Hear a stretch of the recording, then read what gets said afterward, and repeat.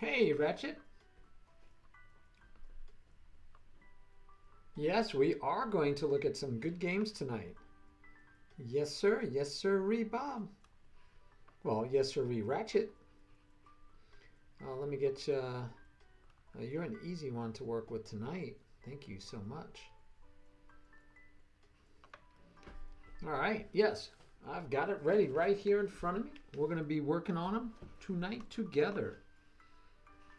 And then, as normal, talking about anything else you guys want to talk about. Maybe play some chess. I have some games to do yet. I appreciate it, Ratchet. I really do. I really do. You're the man. Oh, and you're going to you have to make it. You have to qualify so you can help me with the candidates. So you can't help me on Monday because you still have to qualify. So I guess we'll do another chess wizard, or maybe I'll get somebody else. We'll see. I'm waiting for you though. I mean, I'm holding out. I expect you to be within, the list real soon. Hold on. Sure, I could have taken care of all this little housekeeping stuff before I started the camera, but you know how that goes. I know you know how that goes because you stream.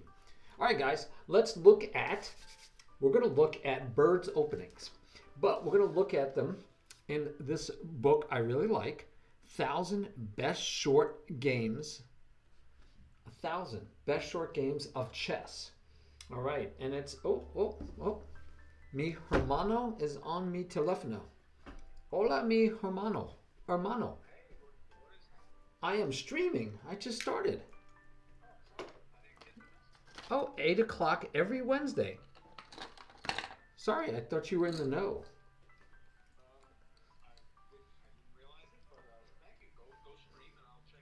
All right, talk to you later. Bye. All right, so there's my brother calling me. Doesn't know when I'm streaming. Oh yeah, one room, right? That's what happens when you're in college. Totally understand, mi amigo. All right, so the 1,000 Best Short Games. This one we're going to look at today. And the reason I like it is it's organized in the back by openings. So if you, if you can find your openings. But it also has an index of players and some really good players. There he is. There's my brother. Hey, Cy. Hope you did you finish streaming, Cy, or are you still at it?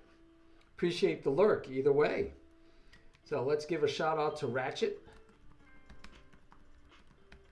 You know what? I think Ratchet has graduated to a shout out F. Yes, I think he did. And we'll give a shout out to Cy. And Irving doesn't, LLMP does not stream, so I don't have to give him a shout out. So this book, by the way, is by Irving Chernev. Old school now. We're going old school. And I want to show you one of the ways that you can enjoy looking at books and looking at classic games and at Masters. Now, I will tell you this game was played at night odds. So this knight isn't actually on the board for this game. I'm leaving it here because it doesn't affect anything if we leave it on the board. He never moved the rook over and didn't do it. All right? So, yes, you graduated, Ratchet. You've proven yourself to be a good streamer and clean. If you could be a good streamer, but, a little bit filthy mouth. So I can't say that, I can't tell all my students, go there and watch them. But if you're clean and you're good, which you are, my friend, you fit right in. So we're going to look at an opening that's near and dear to my heart, the Birds opening. Now, one of the weird things, a lot of Irvings out there, and even spelled with an E, Irving Magic Johnson. But anyway, one of the things that I find interesting with the new norm that we're in, where all these people have access to all your games and they see what you play online, is they can go out and scout you, right? My opponent in my last 30 plus 30 game said he had prepped for me to play this. I didn't play this, but he thought I would because I played so many games. 80% of my games are Birds. And he was like, he came up with, and I kind of feel kind of disappointed because I want to see what he had in store. So one of the one of the things about knowing your opening really well, you don't care if your opponent has come up with some trappy line to play against you, because you should know how to play against those trappy lines, because you truly study that opening beginning to end. You truly know your opening. So I kind of am disappointed. I should have played the birds, but I was working on a different opening because I'm thinking to get up to National Master, I need to not play the birds as much, and I need to play something solid. So I was playing the King's Indian Attack. But I plan on playing the birds, guys. I love my birds. Okay? I don't know, Ratchet. I have no idea about your personal life. Okay? Hey, Chess Wizard, welcome to the house. Yeah, I don't know. I agree. Julius Irving, yes. You know that's my favorite basketball player of all time. So, yes. Yes. All right. MVL gets into trouble all the time in his openings. Well, there you go. All right. But does he get in trouble because other people throw surprises at him and he doesn't know his opening well enough? Bada bing. Bada boom. All right. Pawn the King, Bishop 4. By the way, this book, this edition of this book is old enough that the text is in English, Old English notation. So it actually says pawn the king, bishop 4, pawn the queen 4.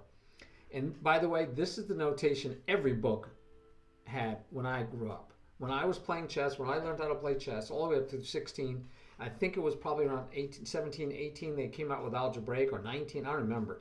But I remember, I ain't doing that stupid stuff. What's that? What? I don't understand this algebraic thing. What? You're going to write letters and numbers on the board? Come on, I got a beautiful wooden board. Why are you going to... I mean, it was like Marvel and DC. People were like... A lot of people did not want to convert to algebraic. I'm just saying. Not nobody. A lot of people did not want to convert to algebraic. And I was one of those traditionalists. And it took me a long time. But then it's kind of like you have to, because every new book is now written in algebraic. And of course, the computer uses algebraic. I believe some computers, you could tell it to show the score, and the score is the moves written down, to show the score in Old English. I think you can tell it that you want to see it that way. But yeah, now it's a novelty. Pawn the Queen, Bishop 4. But this book is old, and I love old books, by the way. So besides us looking at specific games, like another book we're going to review is Bobby Fischer's the complete set of Bobby Fischer's games, right? We're going to look at a bunch of his games, but look at the book to talk about how the book helps you. So one thing about opening books, though, I have some very old opening books. So where people think they're coming up with novelties, I know there's a woman, FIDE Master, that says she came up with her own novelty and no one's ever played this, she believes. I got to check my old opening books, because a lot of times these have already been played, they've already been named, but then they've fallen out of vogue. People don't play that line anymore because they believe the other lines they play are better, and so then people forget them. And so that's one of the benefits of also having that old book, because I might find a line in the opening that, yes, it's not the best line, but you're not going to find it, right? People aren't going to know that line by looking it up the opening. Now, the oddity, though, or the thing about today in our new normal is people will go grab the computer and find out what the best move is, regardless. They'll find the best move via the computer, regardless of if they have an opening book that shows that line. So once you've sprung your surprise, the next time out, they're going to just go look it up on the computer and see what the computer says. Now, you know as well as I do, the beauty of that is, yeah, the computer might tell them the best move. They'll make that best move next time, but then you make a move that the computer does not anticipate, and they have no clue what you're going to do. So then they're on their own again anyway. So they might make that first move might be the best move, but they can't tell what you're going to do in response to that best move, so they're still on their own. So chess is still rich. I don't think we have to worry too much yet about them ruining chess. Pawn the King 3. But it does make it a lot harder to play surprise chess, right? You might think that. Less people understand or use computers as much as you think they would. All right, so our POT of the week, by our POT of the week, right? The P stands for P. It's part of the week, it's principle of the week, is develop, develop, develop. And remember, this white knight isn't even there, guys. So we'll just circle it in red. In real life, he gave away that knight. He started a knight down. But again, it won't matter to the game. Knight to king, bishop 3. White plays knight to bishop 3. Oh, sorry. Oh, yeah, it can't be. So all it says in here is knight to bishop 3 instead of king, bishop 3. But it couldn't be queen, bishop 3 because he didn't have that knight on the board. So that's why even in the notation, it was like, we don't need that. So all these moves so far look quite reasonable. And here's one I like. I've seen this in the birds a lot. This pawn a lot of times get pushed, and then we can trade. And meantime, that bishop is eyeing here. I actually played a game recently with the bishop here. They brought their knight out, attacked my bishop, and I just slid it back. I might show you that one. That was a good game. I did get to play a couple of birds recently. But anyway, bishop to queen 3, castle, and they, in the book he jokingly says, you know, this guy a knight's odds player. I mean, he's playing fine, right? He's developed. He's got a nice center. He's attacking all these squares with his pawns. His knight is here. His bishop is ready. He's castled early. You know, usually knight's odds players like do things like push these pawns for no reason. You know, just. But no, this guy's playing pretty good so far. All right, but we get right away into an attack, guys. So yes, there's 2 attacking it, but there's the knight holding it. But you know, you're threatening to take the knight. Bishop might take back, and then you can win a pawn, remembering that the bishop would be back hitting your rook. But anyway, knight to knight 5. Pawn to knight 3. Says, no, get out of town. We're going to make this bite on stuff. It's never going to move. And at least that's his idea. But we know that moving any of these pawns weakens, even this one to chase him away, would be weakening the king's position. The best way for this king to be safe is to have 3 unmoved pawns until the very last second when you have to move one of them to protect the king, and a minor piece hanging around. All right, so this is not an unmoved pawn anymore. It's a moved pawn. Pawns can't go backwards. So we want to always be extremely careful when we push a pawn. Oh yeah, just ignore it, my friend. Just ignore it. Just ignore that knight odds. It's not there. Anyway, castle, knight to knight 5, pawn to king knight 3, pawn to king rook 4. Now, you guys might say, whoa, he's pushing Harry, right? We've heard that from our good friend Simon Williams. Not a good friend, but I like the Ginger GM. He calls this he calls it Harry, the H pawn. And what's interesting here is that you know, we think today that this is a new move. That, oh yeah, they've only been doing this for like the last couple of years, that they never would push this pawn in the past. Anybody want to guess what year this game was from? I'll give you a hint that isn't much of a hint, but it's Cook versus an amateur.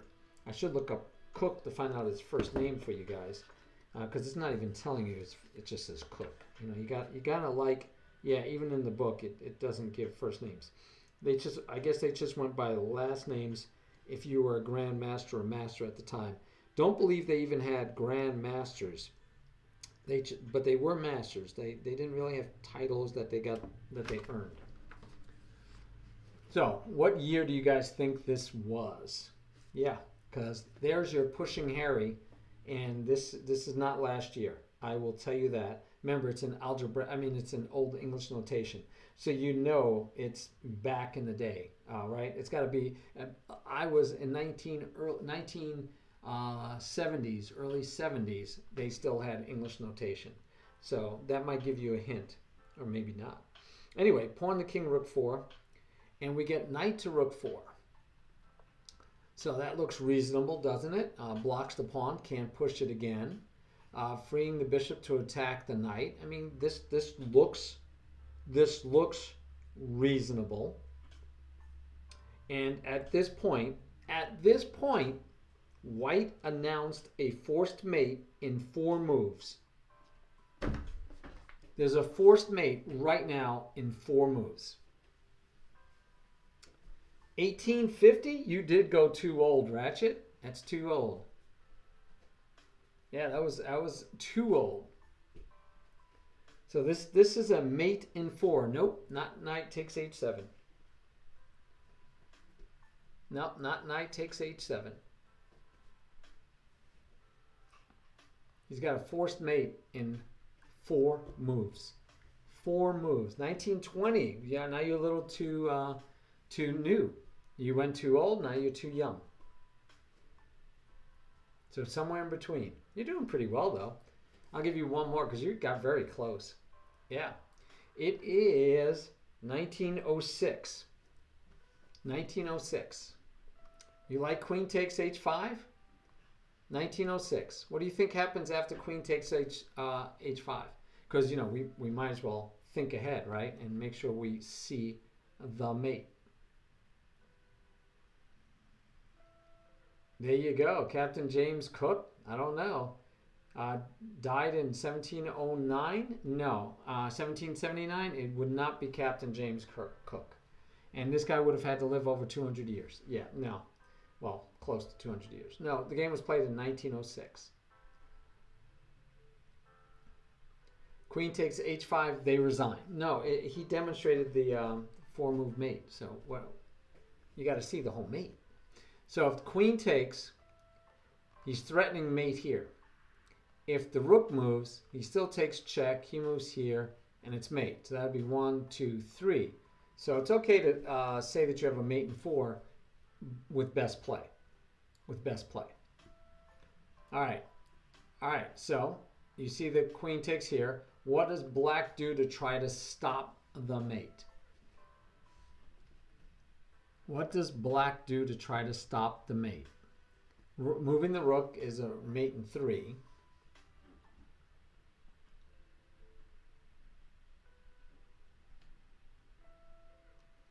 And if bishop takes knight? Yeah, that's the analysis. Queen takes, and then he said, yep, bishop takes. Any guesses? I mean, is it? What is it? What's the next move? Yeah, what happens after bishop takes g5? Because Cook announced this, he said mate in 4. Game's over. You can resign, my friend. It's mate in 4. With best play. With worst play, it'll be less, right? It'll be faster than mate in 4. So what's the mate in 4? We see queen takes. There you go. Ratchet, you're the man. Yes. Queen takes pawn. King has to take queen. That is forced. Then it should be simple, right? Yes, tactics. H takes G check. King has to move back to the same square. Rook to H8. Okay, everybody see that in their heads. We want to learn to visualize. So queen takes. He really doesn't, I mean, he can't let you take this pawn. He can't move this pawn, it's mate. He can't move the rook, it's check and then mate, right? So taking here, what else does he have? What else does he have? He could take here. Bishop takes pawn, mate. He could take your queen. Bishop takes pawn, mate. So then the only other choice is bishop takes, and here we don't take with the pawn, hoping to take here. We actually have our queen, sacks the queen, forcing the king to take back, no choice. Pawn takes back, check, discover check, discover check. He has nothing he could put in front of it. He has to actually move back, and then the rook gets the mate with the combo. How's that? That is gorgeous. So now we'll just put it on the board so we can go over what actually happened. Oh, by the way, yeah, he can't even drop the bishop. Never mind. He has no choice, and we have a mate. So that's a miniature. That's our first bird's miniature. We can go check another one. By the way, if you're curious, not all of the miniatures with birds openings ended up good for white. I have miniatures where black won. Now, that might be worth looking at to make sure we don't make the same mistakes and fall into a brilliancy like that. Yeah, but it's not fun, right? We want to look at chapters where, you know, where somebody won with the opening in swashbuckling fashion. We are not excited about looking at losses for an opening that you're hoping to play. But again, it would be beneficial just to make sure that you see what could happen to you, right? I mean, it's important to be ready and be prepared and be able to win those games. Let's see, it should be 293. Yeah, 1,000 games. I mean, I got my money's worth on this book a long time ago. All right, 293. Let's check out one more. And this one is Bird Himself. Bird Himself. And this, not an amateur at all, actually. Although I cannot pronounce the guy's name. 1873, played in Vienna. What a beautiful place to play chess.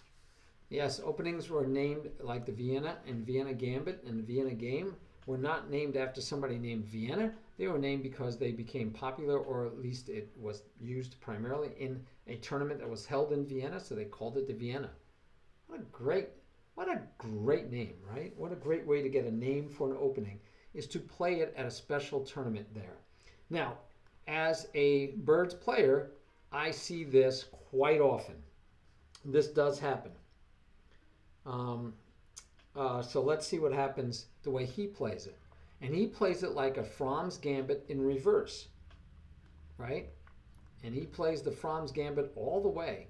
And I've done this before. I've played it as white, but then I just get stuck, right? Because the counterplay of this pawn, because this pawn is not normally here when you do the Fromm's going this way, right? When you go do the Fromm's going that way, this pawn isn't, there is no black pawn here in the way. That black pawn would have been back here, and it's easier for black to get a counterattack, which right now, it's a little harder for white to keep going because of this, but he has already sacked the pawn. Pawn to queen 3, releasing the bishop. Pawn takes, oh wait, sorry. I already did all those. Sorry, my bad. Let's see, pawn takes pawn, bishop takes pawn. Okay, it's knight to king, bishop 3. In case you don't know, you can promote that variation and you could delete the other variation very easily in Lichess. Just right click and tell it what you want to do. So knight to king, bishop 3, knight to king, bishop 3, pawn to king 3. Releasing the nice bishop, right? Looks good, looks normal. Can get a lot of attacks, frees the bishop. All right, so pawn to king 3, knight to knight 5. How's that? Knight to knight 5. Yeah, he's attacking it, but it's protected twice. So what is he? What is that? Right? What is that? Knight to knight 5. Knight to king bishop. Knight to pawn to king 3. Just want to make sure I didn't mess up. Knight to knight 5 on move 6. Yes, sir. Pawn to king knight 3. Now, overreacting maybe to this diagonal and the bishop. Maybe overreacting. Yeah. So the threat may have been to take and then follow up with the bishop, right?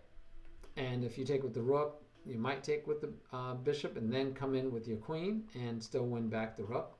So in other words, if you don't do anything and you ignore it and you move this knight out, white could take.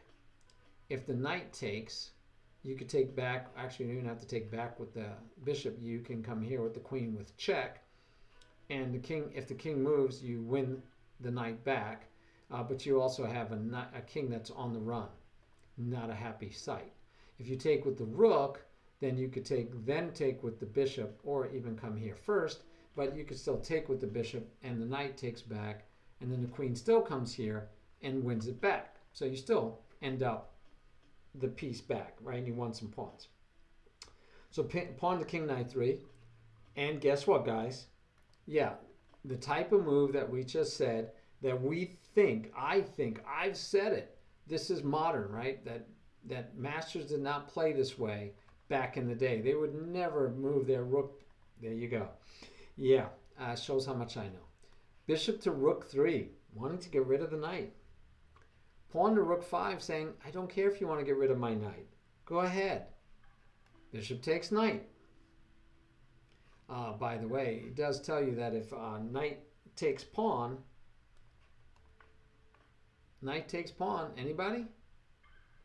Anybody? What do you think? What would you do if black did knight takes pawn?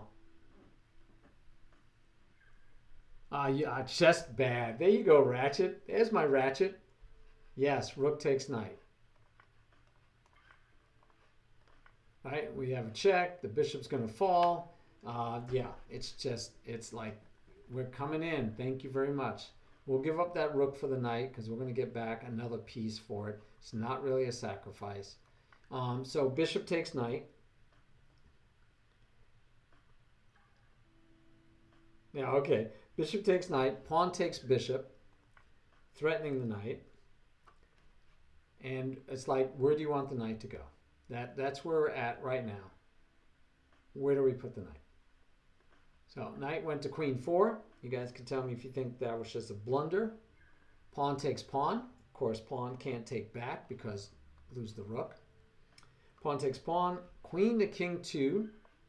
Says, well, I'll protect. I'll stop the pawn from pushing. Okay. Queen to king 2. Does. Okay. Queen to king 2. Rook takes pawn, guys. Right? Because we have 3 on the pawn. So we had 3 on the pawn. Rook takes rook. Pawn takes rook. And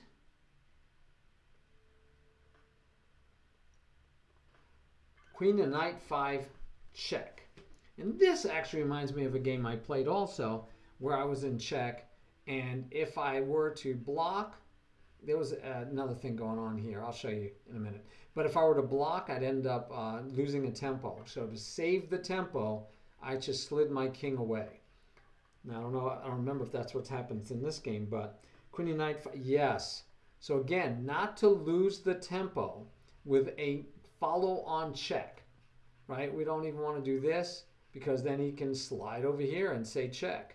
And then he's going to be protecting this this back square. So that's one option, right? So we don't even want to give him a tempo gain with a check to get here.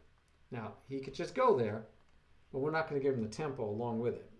And pushing the pawn gives him the check tempo. Yeah, anyway.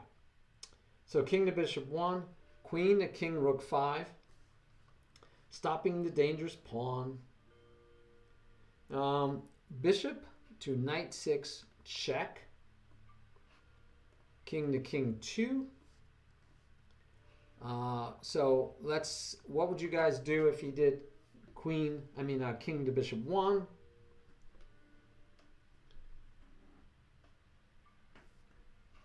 It's probably not too hard to find it, right? Just check. You're coming in. That's a juicy, juicy square. Yes, yes. So instead he goes here. And what is our final move here to win the game? What is the winning move here, guys?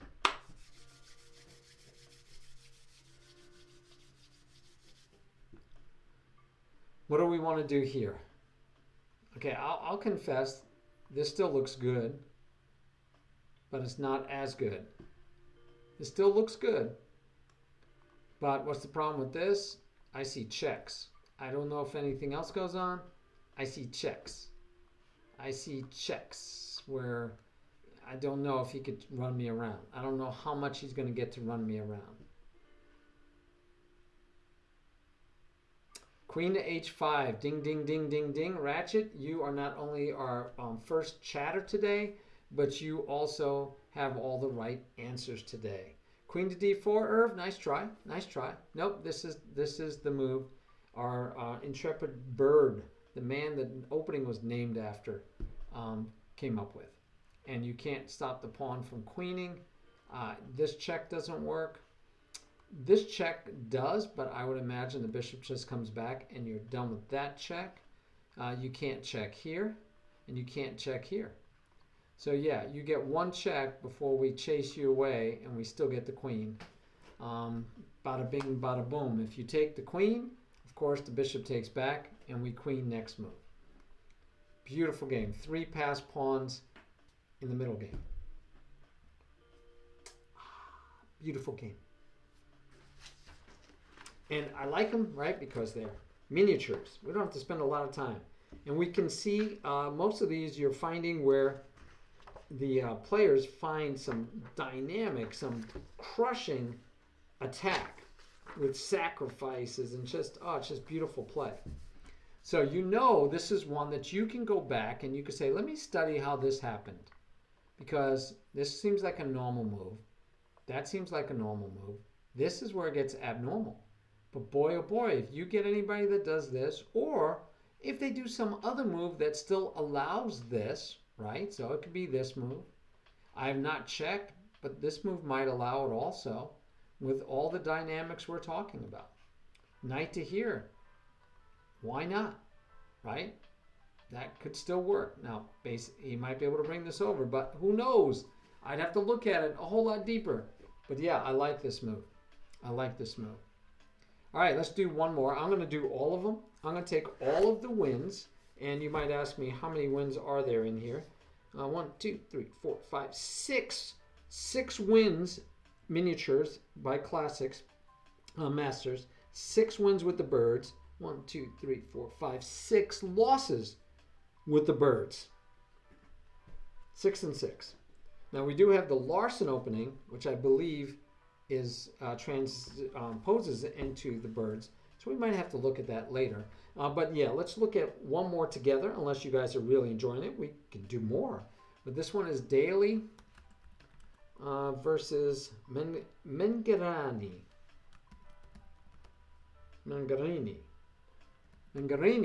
All right. And this was back in 1937. Not too old. Not too long ago. Yeah, not too long ago. Let's see what happened here. We know how it starts. Pawn to king, bishop 4. Pawn to queen 4. I see this all the time. Pawn to king 3. Knight to king, bishop 3. See this basically. I saw it today. I got to play a couple of games today. Pawn to king, knight 3. I actually played Sudokus. Had a nice little tournament, and I got to play in it 3 rounds before I had to go into a meeting. So I was able to do it while I was working. And it was 3 plus 4, I think, or 4 plus. Anyway, it was casual. But I got to play some birds the few times I got to play it. So anyway, where were we? Pawn to king 3, knight to king, bishop 3. Knight to king, bishop 3. Pawn to king, knight 3. Last move played. Pawn to queen, knight 3. Totally how I play the birds. The same way it's been. That's what theory says, right? Take these. Put that bishop outside of your pawn chain. Basic chess still, but yeah, pawn to king, knight 3, bishop to knight 2, and this happens a lot early in games to me because my opponent wants to, right, combat my fianchetto with his own fianchetto. This happens a lot. Bishop to knight 2 for white, queen's knight to queen 2. I don't know if I see that often. Actually, I do because they want to push this pawn still. So that's one defender. They think they move this knight, and they have another one, and they have the bishop. So they're thinking they want to push this pawn. I see this a lot. I also see c5 a lot. But let's see what happens in their game. Queen to knight to king 2. Pawn to bishop 4. All right, now I usually don't play this, but this would give me reason to analyze a different idea about playing this, right? Especially playing against the fianchetto. Maybe I want to do this more. So I'll have to see. But this is what helps you decide how you want to play the game. Obviously, you can't push here, just lose it. I think I would have probably done this before I pushed the king pawn because I figure he still wants to get it here eventually. But, hey, what can I say? This guy played this way. So anyway, pawn to king 3. It's like, who are these guys that the masters used to beat up on all the time, right? Yeah, Ratchet, I don't know about the name, but, I mean, Morphy beat a whole bunch of guys before he went overseas and played the best over there for a while. Who are these guys they beat? You never hear about them anymore, right? It's kind of like we lose to Magnus Carlsen or something, and it's a beautiful win for him, but you're an amateur, right? So it might become one of these in a book like this, but that's about it. Anyway, pawn to king 3, queen to pawn to king 3, queen to bishop 2. All right, this also happens many times when I play the birds. This is normal. Pawn to bishop 4. All right, he gets it in anyway. Maybe that's why he didn't push it 1, because, you know, he wants to get more of a classical setup. Again, this is a classical setup. Very classical. Yeah, they are irrelevant, aren't they? Because they were never like the geniuses. But actually, Daly, I don't know that he was either. But anyway, queen to bishop 2. Sorry, pawn to bishop 4. We have knight to bishop 3. What? Oh, white. Okay, and it seems odd. He's blocking his beautiful diagonal, but he wants to get his knight developed. Okay, we like development. In fact, the POT, right, the of the week is develop, guys. And he's racing and getting this bishop is going to have a long time getting developed. This one could be out any second. All right, so anyway, knight to bishop 3, castle. Says let's get into safety. And guess what, guys? I know this is the 3rd game in a row. Now, I will tell you, I've played the birds a lot. I play a lot of birds. I don't remember using this move half as much as I'm seeing in all of these. This is amazing. So, again, you learn from games, right? You can learn from others' games versus the computer, because the computer, I don't know, if we turn it on, we should analyze these and see if the computer says that's a good move or not. You know, that would be fun to see if that's a good move per the computer. Because who cares, right? This is exciting fun. You know, it's, hey, play for it, man. Come on, let's have some fun and see if we can tear our opponent apart. But here we are with another H-pawn move. Just amazing to me. Okay, pawn takes pawn. Bishop takes pawn. And we get queen to king 2, ignoring the pawn. Now, I think nowadays, we would probably almost automatically see this pawn push here. I really do. I think that would be almost automatic. I kind of like the knight being able to hop in here. And I know we all think, well, we got to stop this pawn. We don't know if it's going to have any good life, but we want to stop the pawn. So, yeah, h5 is almost an automatic move nowadays. But you got to remember, back then, h4, nobody was playing probably h4 too often. So they probably said, like, oh, yeah, go ahead, push. What do I care? But wow, you know, they don't want to weaken their king side more. And this could get very interesting, even with that pawn push. I'd be interested to see what happens, or how we would carry out the attack. And maybe it's knight to here and then pawn here. I don't know. Maybe it's queenside castling for sure and then moving on. I don't know, because it didn't happen. Anyway, pawn to king, pawn takes pawn, bishop takes pawn, queen to king 2. We do get the pawn to rook 5 push. And he says, that's fine. My knight protects the bishop. You're not even attacking my bishop. He thinks he's good to go. So knight takes pawn. And I'm not even going to ask you, because you know you guys are going to guess correctly. It's got to be, right? It's got to be time. Rook takes knight. Pawn takes rook. Knight to knight 5. Threatening mate again. We've opened up the king. We've opened up the diagonal. We've got to be going for mate, right? So black parries it by knight to bishop 3. Protects the pawn. Says, no mates here, my friend. No mates here.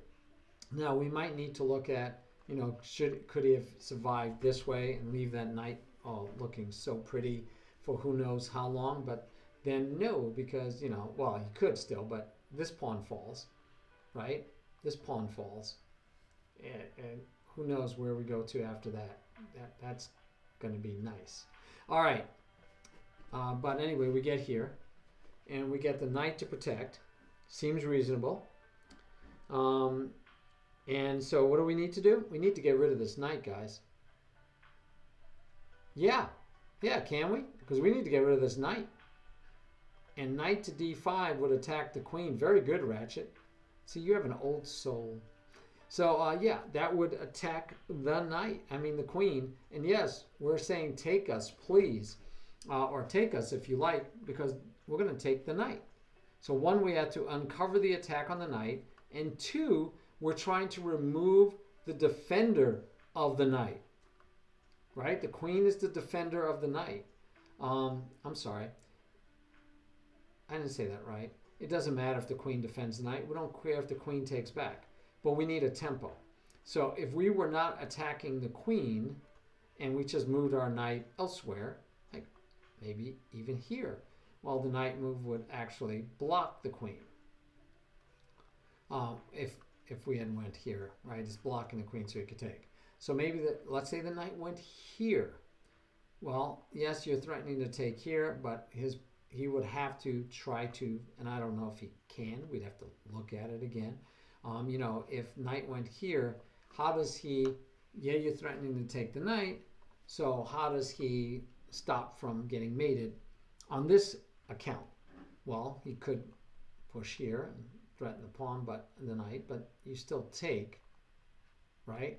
And then you take here, it's still mate. How about if you move the rook out of the way? Let's try that, right? So the rook moves out of the way. You take, let's say, I don't know, let's take with the queen, just for argument's sake. Check, and you don't have a mate. No mate. No mate. Right?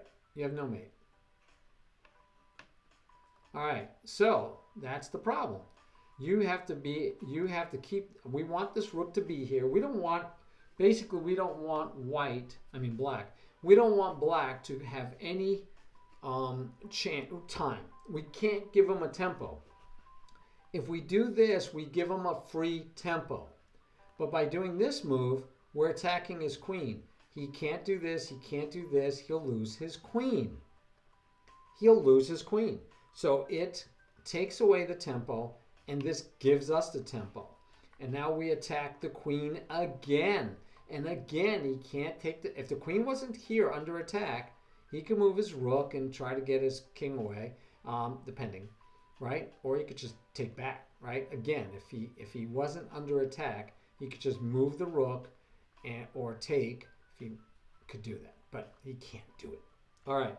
So that's the game, right? Pawn takes knight, bishop takes knight, and black resigns.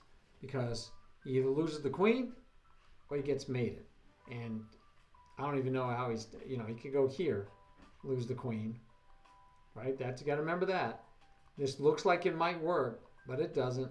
You still just lose the queen. So, how you like that one? Tempos are extremely important. It's extremely important. So that's game 360. We actually have 3 more games we could look at. It's early. Come on, we can look at 3 more games real quick. I mean, these are miniatures, right? They're defined as miniatures, so they're going to be quick. All right, let's look at this one. Oh, here we go. Here we go. This one is Samuel Rushevsky. You guys should have actually heard of Rushevsky. Even though you're young, if you've been following any of the recent history in chess, you know Morphy, you know Alekhine, you know Capablanca, right? You should know Samuel Rushevsky, guys. He would have been one of the best known players in the United States, and he still was, but he would have even been more well known if he wasn't playing at the same time Bobby Fischer came along. Yeah, Bobby Fischer just stole his thunder, and nobody even thinks about, none of the lay people, I'll call them lay people, right? Hey, Sudakus, know about Samuel Rushevsky. They don't, right? Because unless you go back and read, and I did, or at least go watch a good movie, right? I think he had to be mentioned. In Searching for Bobby Fischer. And here's one of those guys that just get beat up all the time, Traub, right? All right, so we're going to look at another one real quick. pawn the king, but Samuel Rushevsky, major guy in the United States, multi-winner of the U.S. Open, U.S. champ title, and this is during a simultaneous exhibition. So he's playing more than one person, and they're not playing slouches. They're playing some pretty good players of the time.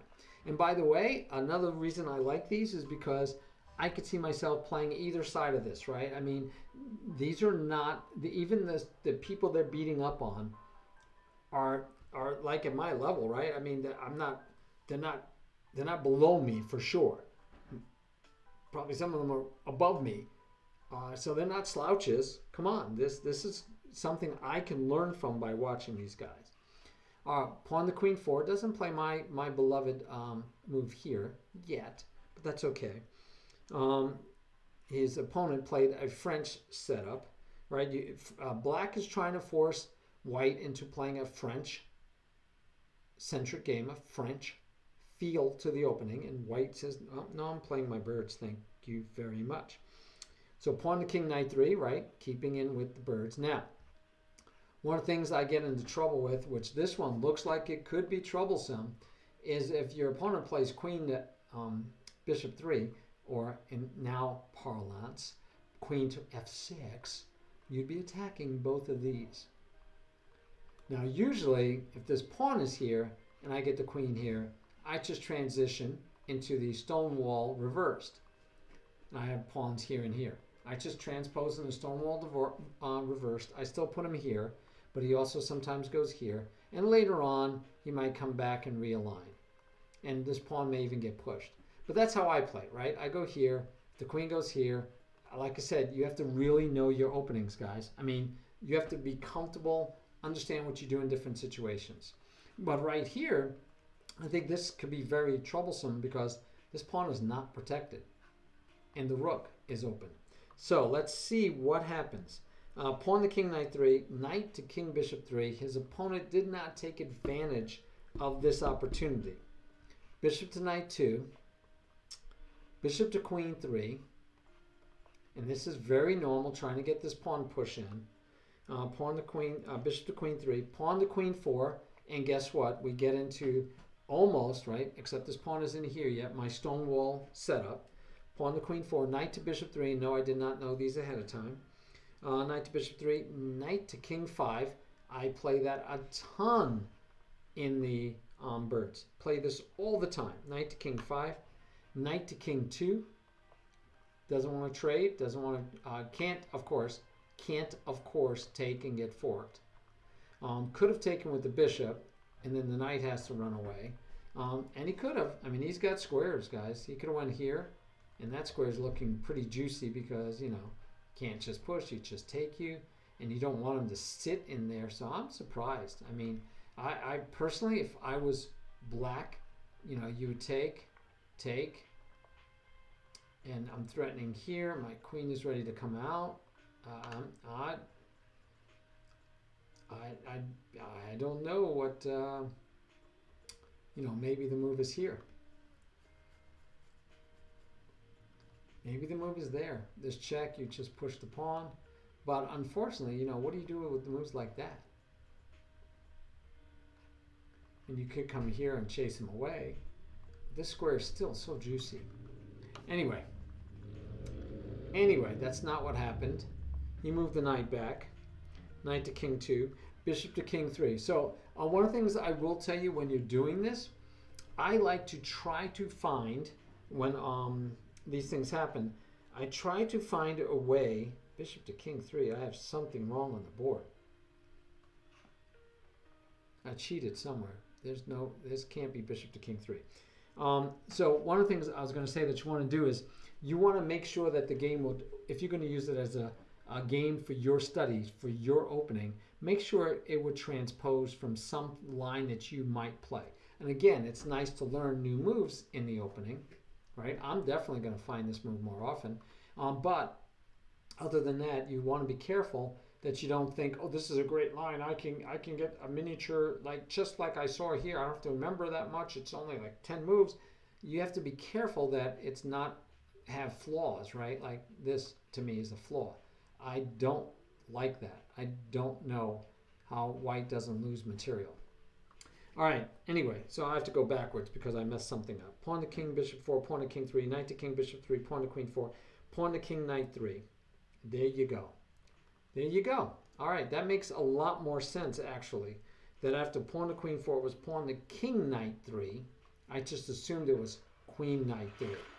So, hey, thank you. TK, thank you for the host, as always, my friend. Thank you so much. We are going over a book. Today we're doing a little bit of a book review, 1,000 Best Short Games of Chess by Irving Chernev. And we're showing how you can use an opening to, or use it, these miniatures by masters of the day, way back in the day. It helps, we're looking at how you can learn from those masters by their games. Yes, a teacher, thinker, thinker, teacher, teacher, thinker, thinker, teacher. I'm the teacher, thinker. You're the thinker, teacher. Okay, blah, blah, blah. So we're talking about how you can use it to look at openings. So pawn to king, knight 3. Now, again, I don't usually play this variation of the birds. So this one, I might never get much out of this one, right? But one of the things I enjoy immensely is if you get to know an opening really well, you can learn other variations. So I demonstrated that the other day playing the French, that I always played the winner variation against knight to c3. But the last two 30 plus 30 games, I actually played knight to f6, which is a different variation than I almost ever have played. I've played it, very rarely. And that's the nicety. I know the French. I love the French. I still like the setup. And I can go with different variations anytime I want. So while people might go, oh, he plays the French, the beauty is you could play different variations within that. All right, so you don't have to stick to just one. All right? Yeah, that's probably going to help you. Don't play Thinker or any other really strong players if you don't want to lose any rating points. Or just get really good. Anyway, so pawn to king, knight 3, knight to king, bishop 3. Let's get this game going right. Bishop to knight 2, this knight 2. Again, I told you that was a problem, and yeah, I was right. And that's why he didn't do it. I should have looked harder. Bishop to queen 3. Again, eventually trying to get this pawn push in, but also just getting ready to castle. Bishop to queen 3, pawn to queen 4. And we get my stone wall we talked about. We get the knight to bishop 3. We get the knight to king 5. All of this is correct. Knight to king 2. Okay. By the way, this juicy spot is no longer a juicy spot, what we were talking about. So all that analysis was wasted. Sorry, guys. My bad. So knight to king 2. We get bishop to king 3. And there we go, blocking in. And my student Murph would tell me, wait, he's Murphing his pawn. Because I always tell this, Murph would do this all the time. Murph would move a bishop and block in his queen pawn or his king pawn every game. Every game. And the problem is it would just stay there. And the other bishop wouldn't get developed. He wouldn't castle. He would never attack the center. So let's see if this bishop stays there. I don't think it's going to. A chess gun license? Oh, okay. Oh, bullets, gun. Oh, come on. Let's get. Oh boy. You know, they say they want you to stop talking about sports like football and stuff as a war, because war is where people actually die, and it's not a game. It's not a football game. It's not a soccer game. It's not a chess game, right? It's not a war. This is not a war. It might have some of the same things you can learn or use it to teach or learn from war, but no, it's not a war. By the way, I have a book I want to write. I'm dying to write. Thinker, teacher, you ever want to write a book? I hate doing things on my own. I'm a team person. I like doing things with other people. And I've started a book. I started the book over 20 years ago. Over 20 years ago. So I taught a class in the Air Force on war, on the theory, the principles of war, which was a book by, what's his first name? Von Clausewitz. I forget his first name. It'll come to me later probably. But anyway, I taught the class on that, and I thought, you know what? We talk a lot of times about using chess to learn, analogies from chess for war, right? Like if you attack on the flank, the counterattack should be in the center. If you attack in the center, you might want to attack on a wing. If you, opening lines, having more space, dominating, being, all these things. But I thought, how about flipping it the other way? How about using actual things that have been taught about war, about how to fight a war, about military strategies that have been written about? How about using those principles for chess? Anyway, so I started writing the book. I got more to do. I will get it done eventually. That's my plan.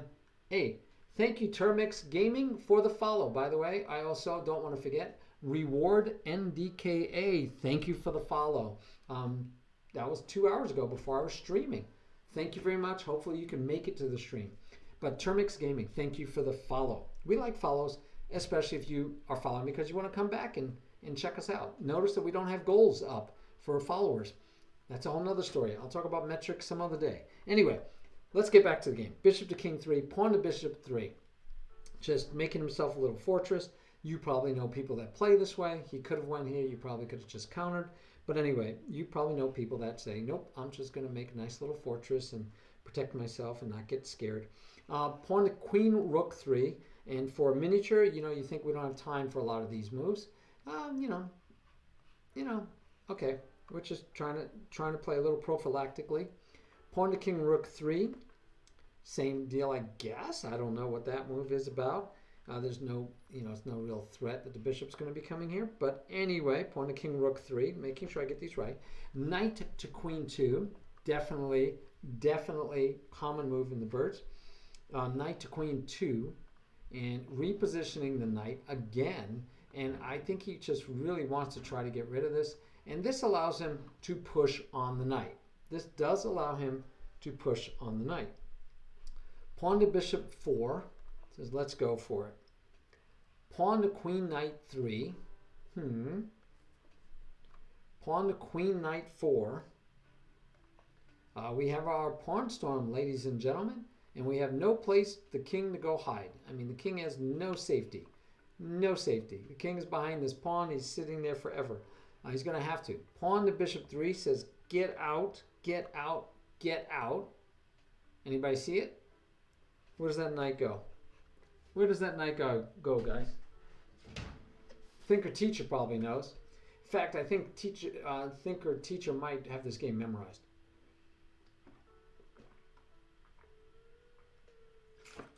Yes, that's another good book. I love the old books. I love the old books. One of my favorites is Nimzovich's Praxis in My System. But yes, Chess Move by Move is very good. Love the old books. Capablanca's books. I love the old books. Love the old books. So you think knight to f3? Okay. No. Knight to c6? Oh no, dumb. Ignore you? Okay. And Thinker Teacher says, this would be a good idea if it wasn't protected. Yeah. Yeah. I hear you. So Samuel Rushevsky. This is a game by Samuel Rushevsky, one of the strongest players in the United States back in the time of Bobby Fischer. This game was, but he was old by the time Bobby Fischer came along, because this was 1920. So I think Sammy was actually, Sammy was 8 years old. Okay, guys, let me see if I can say that again. Sammy Rushevsky at the time of this game was 8 years old. Okay, Sammy Rushevsky was 8 years old, playing a simultaneous, and this is what he played. Yes, wow, I didn't even think about that. Yeah, Thinker Teacher, it was over 100. No, not 100. Yes, 100? No. 100? It's over 100 years ago now? Wow. That's scary. That's scary. Because Samuel Rushevsky was playing when I was young. Wow. Oh, man. Anyway, yes. So the answer is knight takes pawn ratchet. So not dumb. Brilliant. You are brilliant. You are brilliant, my friend. You said you were dumb. Bad move. It's not dumb. Keep looking because it was brilliant. What do you want next, guys? That was a brilliant move. Oh, yeah, sometimes you get a by playing TK too many games. You could be brilliant by accident. Yes, Thinker Teacher says, and crush with the bishop. And that's how he talks. That's bishop. He's just not spelling it phonetically. That's the way Thinker. I should do an imitation of Thinker Teacher someday. But anyway, we have pawn takes pawn. Pawn takes pawn back. But, what do you do on, what would you do on knight to king 2? Right? What do you do on knight to king 2? Well, on knight to king 2, you can still do pawn takes pawn. And you get the knight under attack while the rook is under attack. So it looks like you sacrificed a knight, but this is one of those sacrifices when the sacrifice doesn't remain, right? You get the piece back sooner or later. This one is going to be the later version. But pawn takes pawn, pawn takes pawn. Not too many more moves. It is a miniature, my friends. Bishop takes pawn. And now the house of cards is about to be in big trouble. So we need to protect the knight. We have this way. We don't want to move the knight because we lose the rook. And in fact, there's no place to move the knight and protect the rook as we move it. So we're going to lose a rook. So we have this or this, right? I guess you also have this or this. So you have a few. You could do this. You could do this, or you could do this. Nope, queen to c2 did not come. Bishop to knight 2 came. Oh, yes. You mean, do you mean, what was your question? Queen to c2. Yes. Yes, you are absolutely correct, Ratchet. Sorry. No, not rook to c1. No. Queen to c2, and then maybe rook to c1, right? But no, look, we have these beautiful white diagonals. Why? Because of these moves. We have a weak white complex. This is taking advantage of the weak white squares, and this poor bishop isn't able to fight for him. There's just a lot of weak white squares, guys. So we get the queen here. One, we're attacking this twice, so we're threatening to win back the piece, and we also have this dual attack. So we get a double attack, and double attacks is one of our basic tactical principles that we try to look for. So we have the double attack going on. Game is not much more to go, guys. Rook to queen, bishop 1. Queen to knight 6, check. And yeah.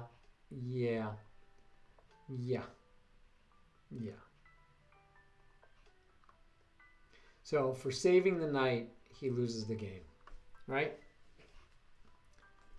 8-year-old playing a simultaneous.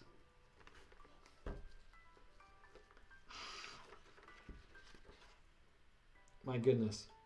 All right, guys, I said we could do the last two. 892. We have only 2 games left. I'm only looking at the wins with white. There are 6 miniatures, to be fair, where white loses playing this opening. But again, if you're learning an opening and you want to look at some master games and look at some miniatures, do you really want to look at the ones they lost first? No, you can look at the ones they lost later when you really get learning a lot more, right? So again, Bird, the person the opening was named after, against Ryman back in 1883. And one of the things we talked about Thinker Teacher, which we thought was really kind of neat, was how many times H4 was played. 2 out of 3 of the miniatures, I think it might have been 4, or 3 out of 4 of the miniatures already included a H4 push. Believe it or not. Yeah, amazing. Yeah, Samuel Rushevsky was a prodigy chess player. Yep. Pawn to king, bishop 4, pawn to queen 4. Like I said, his timing was just bad because then came along Bobby Fischer and stole all of his possible thunder. So that game, this last game, Rushevsky is not a good example for me, from my way of playing the opening, right? It doesn't fit with the way I play the opening. So I probably would not see that getting into that situation too often. All right, knight to king, bishop 3. This is a very common. Oh wow! Now this is like almost exactly how I play. This is exactly how I would play this line of the opening so far. Bishop to knight 5, queen to knight 3. Now I usually do this because I'm going to take eventually, but I like to pause. But no, and so again, how can I learn? How is this useful? In this game, Bird played pawn to bishop 4, not pawn to rook 4, or A versus C. He played C4, guys. I would have played A4. So gives me pause to say, because I definitely, either I've been in this situation, I bet I can find a game that I've been in this exact same situation. I bet I'll find a game where I've been in this exact same situation. Exact same situation. And I never played that, ever. I've played that. I've played that. And then came here after trading. I've never, ever played this. So, again, I can look this game over. I can use the computer if I like and get a feel for what the computer says. But this is worth it, if nothing else, to get an idea of what the guy that became famous, the opening was named after him because he played it so much, how he played it. All right, so we have pawn takes pawn. Bishop does take pawn. I was thinking maybe he's going to do knight to protect the bishop first because he can always take it later. But no, he just takes the pawn and lines up his bishop here. I guess he's happy. Again, nowadays, I think we'd see this to try to trade off the bishop right away. I think we would see that kind of move. Don't know if it works, but that's what I would anticipate seeing. Anyway, pawn takes pawn, bishop takes pawn, pawn to king 3. Okay. Knight to bishop 3. Knight to bishop 3. We finally getting some regular old development going on. Castle. And look at that alignment. Always worried about alignment. One of my students said, how do you spot alignment against you? You look for it. You got to look for it. You got to always be looking for it. So anyway, bishop, knight to bishop, castle. Pawn to queen, rook 3. Guess he doesn't want the bishop or the knight coming here. But, maybe it's just not the bishop. I don't know. Pawn to queen, rook 3. Pawn to queen, knight 3. And normally I'd say this is bad because then the bishop doesn't have a place to go. But obviously, not obvious, but this is also the way the birds is played to get this bishop onto a nice diagonal. So, good. Yeah, this C pawn is kind of stuck. Yes. Yes. Pawn to queen, knight 3. And then we get queen to bishop 2. Says, okay, let me get out of the way. And maybe we can push this bishop and get a pawn roll going here. And we get bishop to knight 2. He says, go ahead, do your worst. And that is what comes. And you notice he has neglected castling. And our principle of the week, this week, by the way, guys, is develop, develop, develop. And he's not. He's pushing pawns. Bishop to king 2, all the way back. I thought again that he might be eyeing this kind of move because, right, we saw that in the last game. And, this would be a nice square for the future. But no, this one goes all the way back to bishop to king 2. We get bishop to knight 2. No Russian chasing away the knight to a square. Don't really know. Oh, well, he probably would have went there. Probably would have went there. Okay. But, I mean, it's on the edge of the board, right? I might have just pushed here to get me, personally. I'd probably do it just to push that knight to the edge of the board. Then probably develop my bishop so that he can't ruin my pawns. But, anyway, that's me. That's my reflex. I'm not going into deep analysis to find out why I shouldn't have done that. All right, this game is a miniature, but it's actually 23 moves, guys. So we have a little bit of ways to go. All right, queen to king 1. Rook to queen 1. Not castling, which I don't blame him because he's like disheveled over there. Rook to bishop 1. What do we talk about also, guys? We've talked about this more than once. What do you do in the middle game? Well, one, we make a plan. But if you're like, making plans is hard, I'm not ready to make a plan, I'm not sure if I should make a plan, better your pieces. So where do rooks belong? Semi-open and open files. There is only one semi-open file for white. He's put his rook there. There's only one semi-open file for black. He's put his rook there. So looking good. The bad part is we still haven't developed. We have to move the bishop. We have to castle. Queen should get off the back rank, but he has moved. But we want him off the back rank so the rooks can talk to be developed, fully developed. But still, black is behind. Hey, we'll see you later, Thinker Teachers. Thanks for stopping by. Thanks for working with TK. And thank you for doing that collab the other day. That was really a lot of fun. And we still have to do a collab, mi amigo. We still have to do a collab. And maybe we should do it on like books. We should pick a book and both of us look at the book. And we could talk through a book and work through a book together. I still have my principles that I like to do also. So Friday and Saturdays are good days, or are you just saying something else? Oh, okay.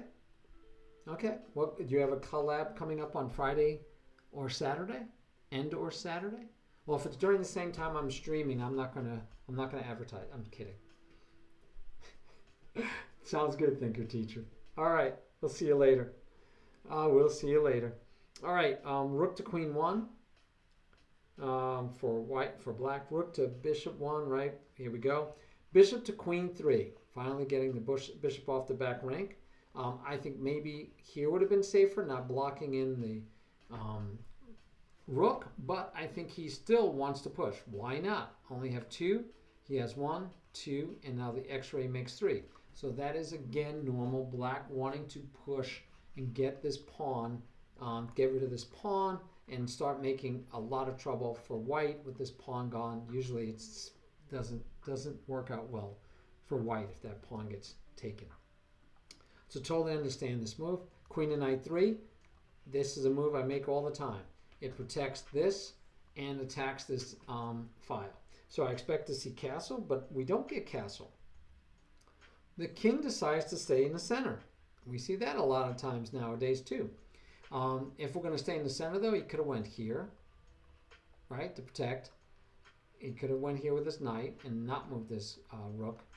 But moving the rook is fine, too, I would imagine. You know, we're going to look at maybe pawn pushes. Maybe pawn pushes, okay. But anyway, rook to king, knight 1, and we get, whoa. Okay. All right, guys, see if you can see. Tell me, oops, no, that is not what happened. Tell me what you guys think the move for white is now.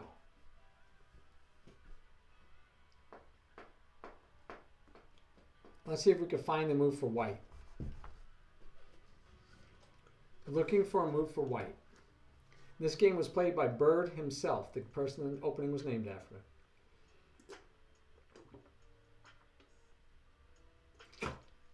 Ratchet says knight takes b5. He's just looking for funky moves. Not necessarily good, just funky, as long as it's funky. Which is looking for funky moves, Ratchet? All right. That's correct. Believe it or not, that's correct. Pawn takes knight, bishop takes knight. So far, we have 2 pawns for our knight. We do have a passed rook pawn, but yeah, okay, it's not even protected. Well, it looks like it works. How so? Well, how does it work? What comes next? How did that work? How did that work? It's pinned, which means it can't hit these squares, but okay. Maybe we're going to push here. Maybe, let's see. Bishop takes knight. Rook to queen, rook 1. Says I'll go hit the pawn. And we get, anybody? Anybody?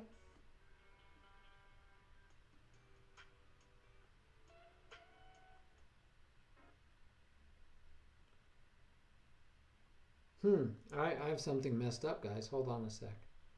So I have knight takes pawn. Pawn takes knight. That's correct. Bishop takes knight. Oh, my bad. My bad. That is not what happens. Boop, boop, boop, boop. This is what happens. But this bishop takes this knight. Why? He can't take. Bada bing. Yeah, that makes a lot more sense. Can't take. Oh my goodness. Can't take. Bishop takes knight. Sorry, took the wrong knight. Bishop takes knight, or did it the wrong way. Rook to queen, rook 1. Says, at least I'll try to attack a pawn.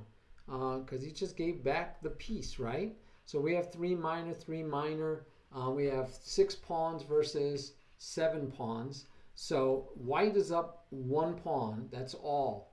Okay, he took the knight, but remember he gave up a piece for pawns. So, but this pawn is hanging. So it looks like white is looking pretty nice. So bishop takes pawn on knight 5. That is what we expect. King to bishop 1. Says, aha, now I can take you.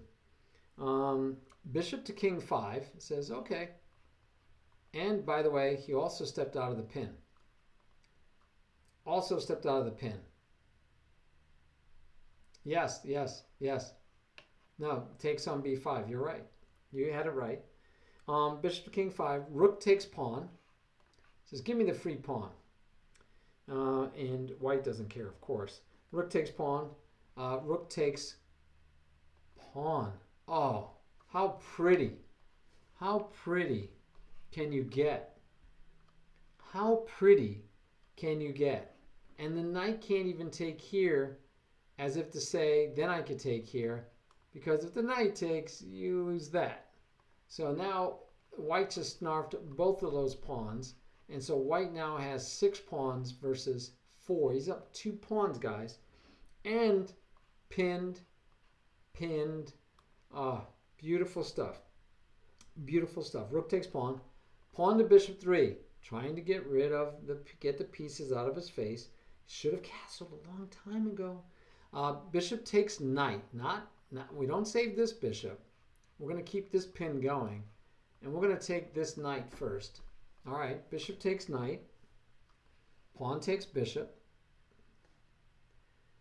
And the question was, if bishop to king, knight 2, if bishop on knight 2 takes bishop, if this bishop takes this bishop, we have knight to queen 4. Oh my goodness. We have knight to queen 4 threatens both. Knight takes pawn check. And rook takes bishop. Gotta love double attacks, guys.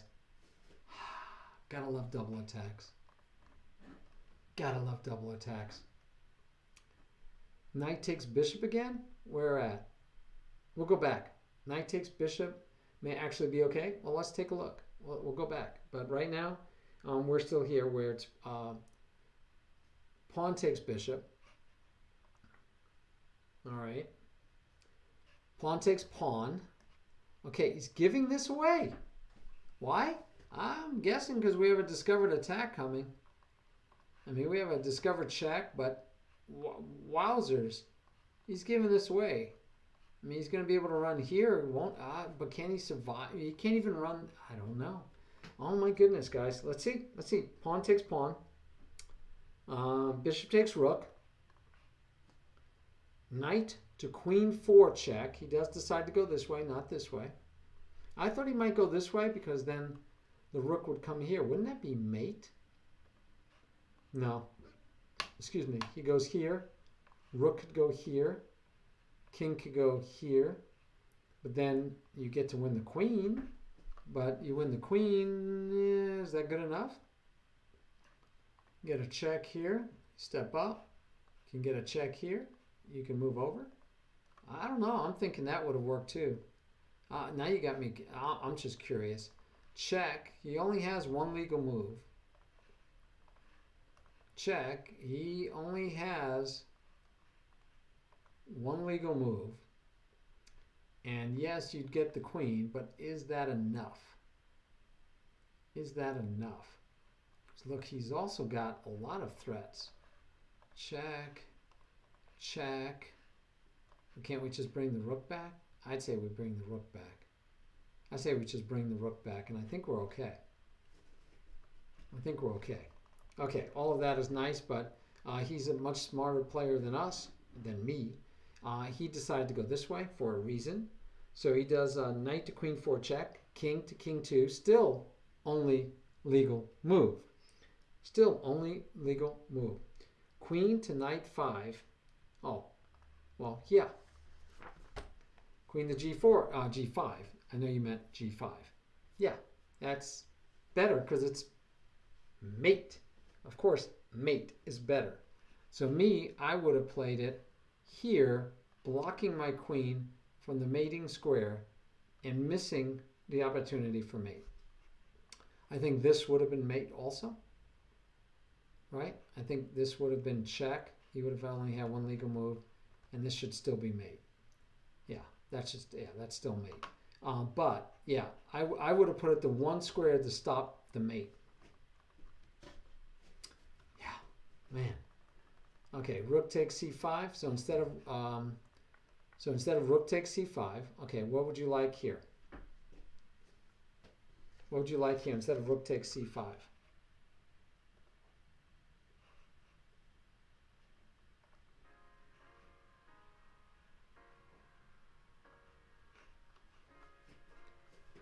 Okay, rook takes c5 was good. You said go back to rook takes c5. Then what? He played here. So back here, you want knight takes bishop. Okay, so instead of f6, you're thinking knight takes bishop.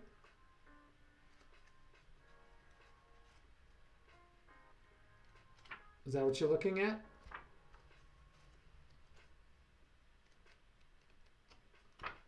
Rook takes queen. Knight takes knight. Check. So we got to do something. So let's say we take this way.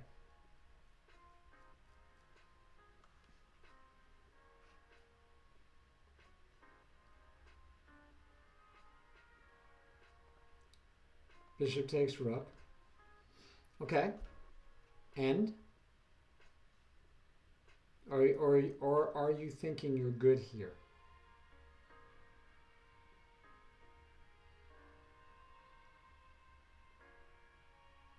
Thinking you might be dead here. I'm not sure. Let's go through a possible line. Oh yeah, I'd guess it's not completely over, as in the fact that you still have a little bit of life. Right? Yeah, you have a little bit of life. I'll grant you that. Don't know where you're going to go to enjoy that life.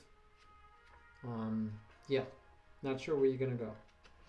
But yeah, I mean, that was one way possible to survive for a while. Yeah, I agree you're worse, and yeah, you're probably just still going to lose it, but... And that's only, I mean, you would only do that if you knew the rest was like not going to happen, right? Like you were going to definitely lose the rest of them, like, or the rest that came. Because you would be like, no way, I'm not going to give up all of that. All right, our last game, guys. I told you we're going to do the 6 games. Last game. And I think your teacher would have liked this, I believe. I think this is one of his favorites. If not him, then it was Bizabra.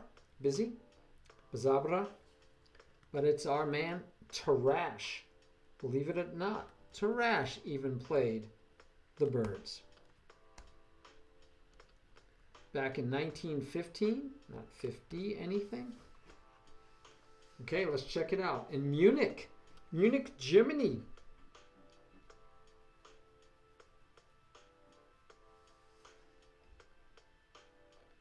Okay, so you guys should buy this book. Or at least you should get it at the library. It says, disdaining his usual strategy of crushing his opponent slowly to death, he lets loose with a display of fireworks to win in a burst of glory. That's what the Birds gives you. Bursts of glory. Much better than crushing them quietly and slowly to a death. All right, pawn to queen 4. If he plays this, it'll be another version that I will never ever play. But he doesn't. He plays pawn to king 3. So this may be something I could use. Oh, look at this. So this is where I told you that if he comes here now, hitting on your open rook, you can come here actually, is still an option in this scenario. or I usually just play the stonewall variation and push here. By the way, you could also throw this one in. The queen is here. I can also get this one in. So actually here, because the knight's already here, I think I would go with this variation. But anyway, pawn to king 3, pawn to queen, bishop 3, pawn to queen, knight 3, bishop to king 2. Oh no, bishop to knight 2. I almost made another mistake. Bishop to knight 2, bishop to bishop 3. Impossible. Okay. Okay, let's see. Pawn, oh, because I did see a bishop to king 2. So let me see. We have knight to king, bishop 3, pawn to queen 4, pawn to king 3, pawn to queen, bishop 4, pawn to queen, knight 3, bishop to king 2. Sorry, guys. It's hard. You got to keep me honest. And you have no way to do that because you don't have the book. Bishop to knight 2. Again, he was looking at, and he still might do it right now. Right? There's nothing wrong. I mean, this would be a normal ploy. Get rid of this bishop. Bishop to bishop 3, that is what happens. Bishop to 3, knight to king 5, I told you, that's normal, very normal. Bishop takes knight, don't usually see that. I always take with the pawn, and so did Tarash. I mean, Tarash did it, I gotta feel pretty good about my game, man. Knight to king 2, bishop to queen 3. Here we go, Murphing the pawn, Murph. LaMurph, if you watch this stream, I will tell you, again, I told you, you're not good enough. You're not good enough to make bad moves. You have to be a certain level of skill to make bad moves. And because you have to know when you could do them, when you could get away with them, how you could do them, and do them for the right reasons. All right. So, yes. So, you're not good enough to make bad moves yet. You are getting better. Soon you might be. But right now, you're not allowed to make that move. All right, queen's knight to bishop 3. And we castle, and we castle. And we get queen to rook 5. Very thematic.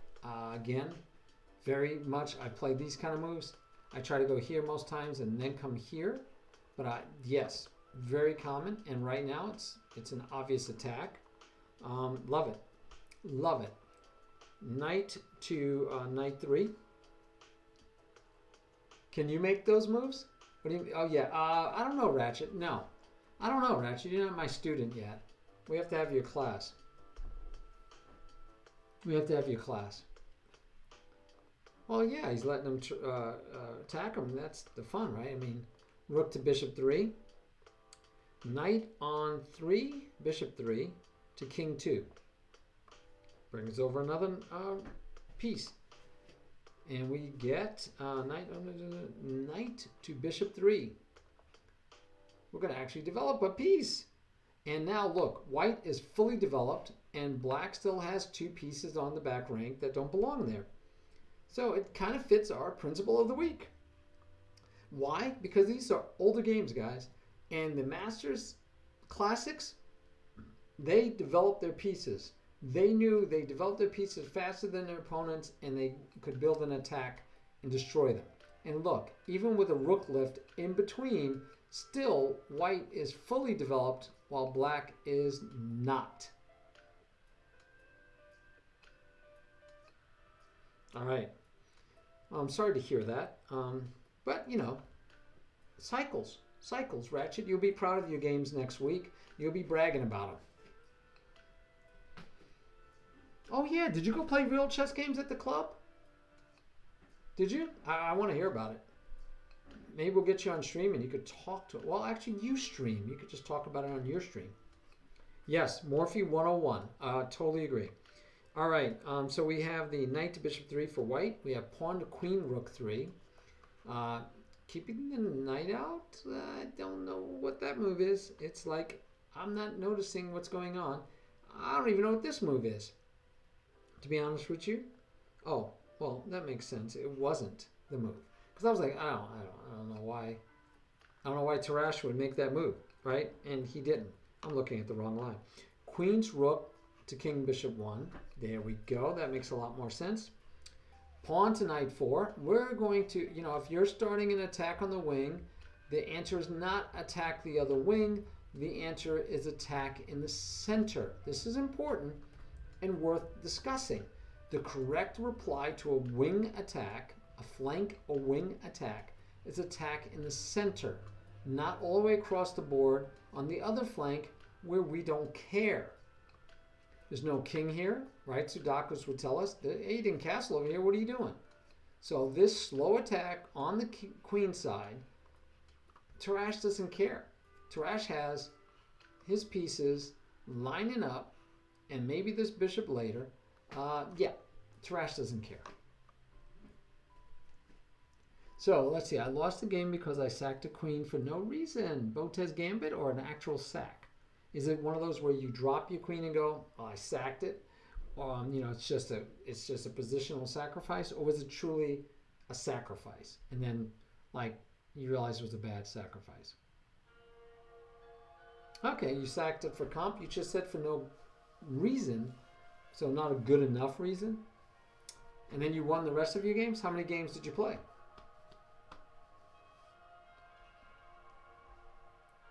So were some members missing, or are you the strongest player in the club already?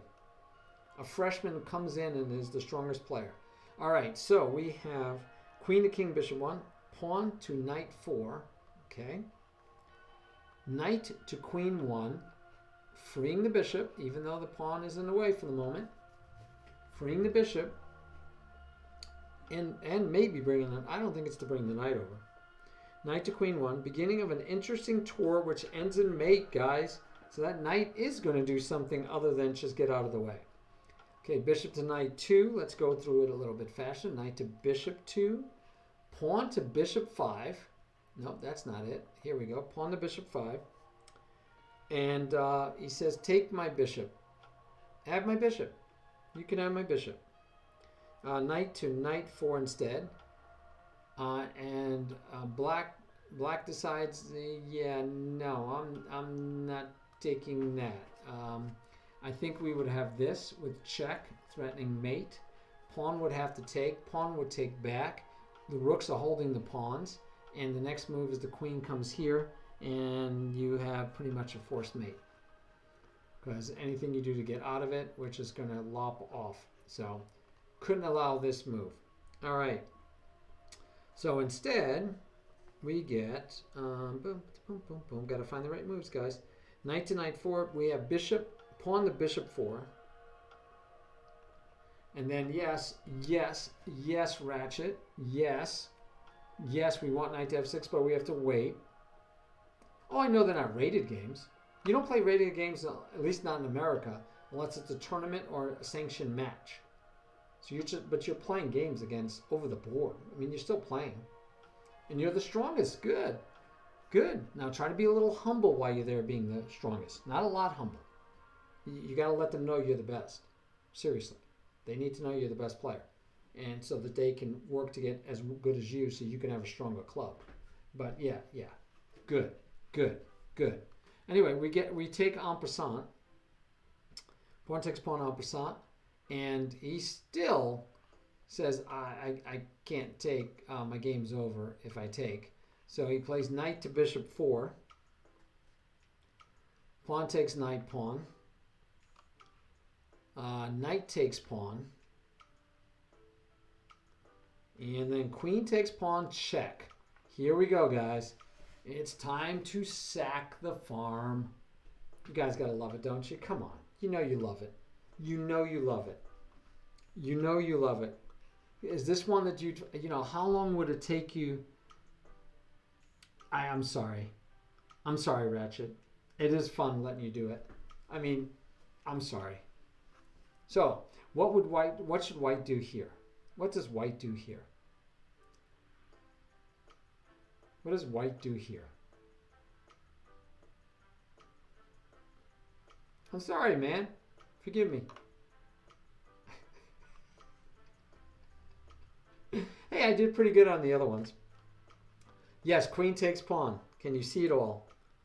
Can you see it all? I must be getting tired. Well, king has to take. That's forced. Now what? Now what? We could take here. We can go here. But as we know, you're looking for checks, captures, and attacks.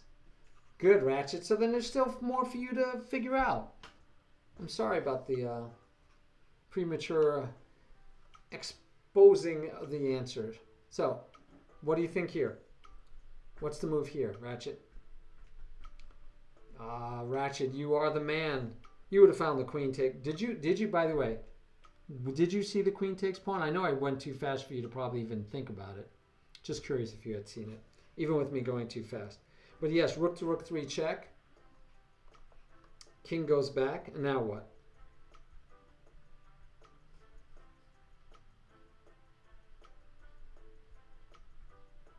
Yeah, I didn't have time either. I'm sorry, Ratchet. Come on. I missed one. This is the last game. I missed it. Anyway, what's the next move? Is it this move? Come on, what's the next move? Is it taking the free knight? Knight to h6? Correctamundo. King to rook 1. Now what?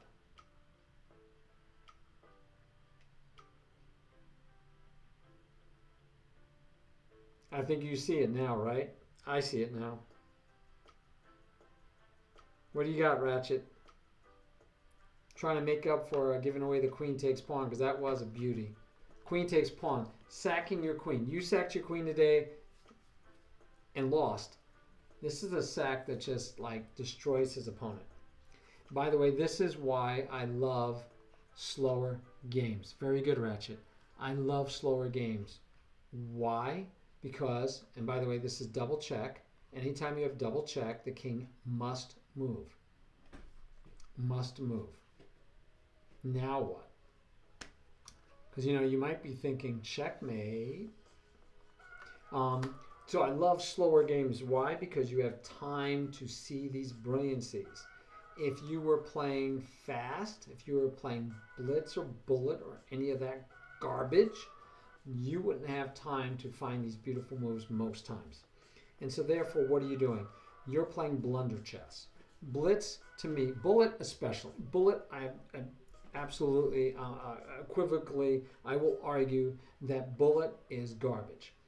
Bullet is garbage. If you, okay, rook to h8. Rook to h8, but aren't you worried about knight takes? Aren't you worried about knight takes? Bullet is garbage. Very good, Ratchet. Checkmate. Checkmate.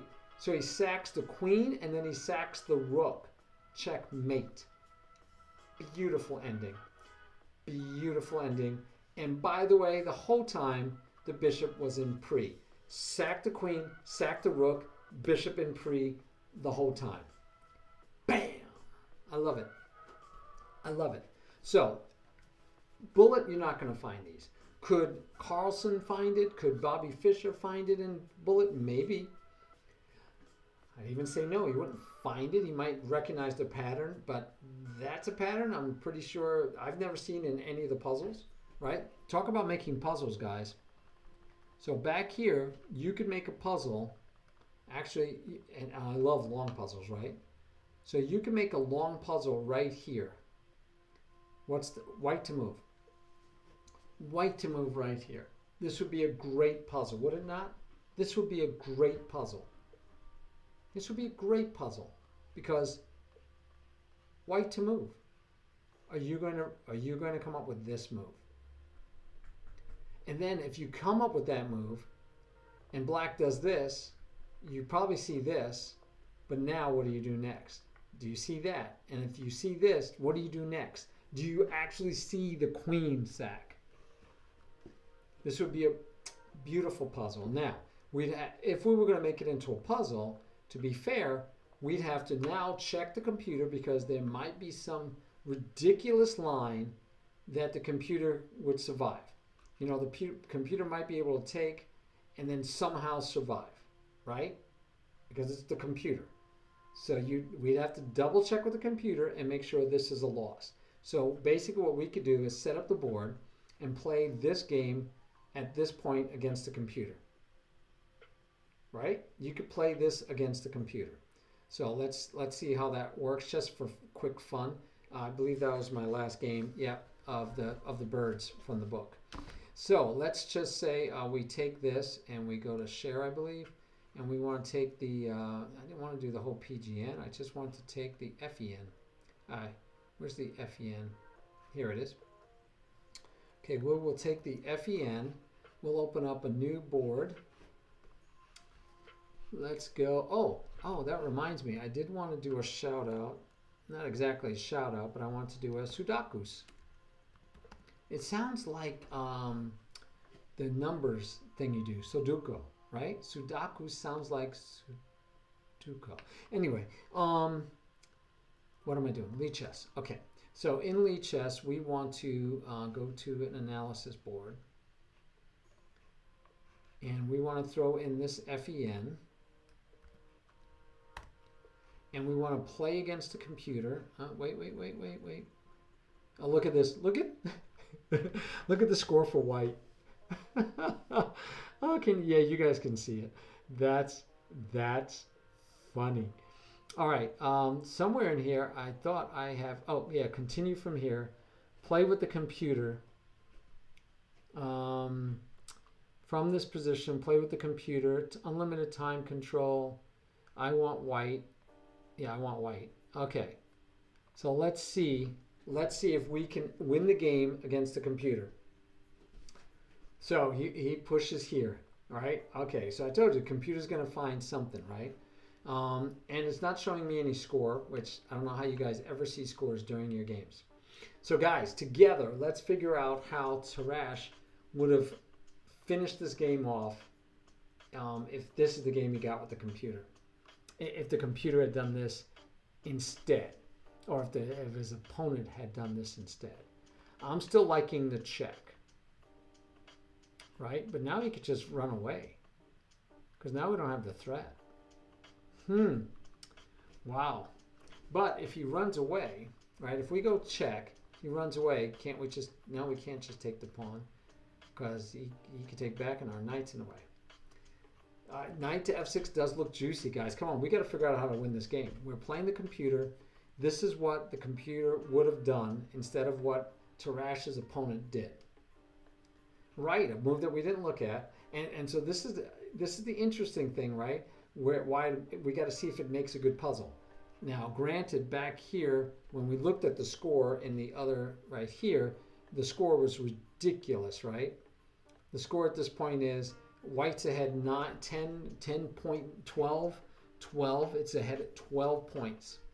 12 points. Ahead 12 points. 12 points, guys. Let me see. Somebody's asking to get into. I don't see them there. Somebody's asking to get into a team. I never like making people wait. Okay, Lion King. I told him he tried to get into my class. I told him he can't be in the class unless he's a homeschool student. I told him, why don't you join the, you could join the 4 live stream or the Niles District Library Chess Club team. And so he joined one of those. Okay, what do we do here? So we could just take, but then the knight could even take. It doesn't even have to take with the pawn. We could take this pawn with check. We could take this pawn with check. He takes back, we take. He takes our bishop, we can slide over. And how does he stop us from mating again, right? And he can push this pawn. Oh, you getting sleepy?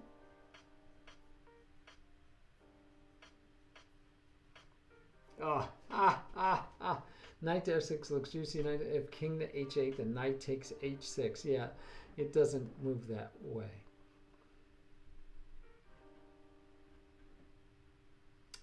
You did great. You did great. So this is still seems like a playable move.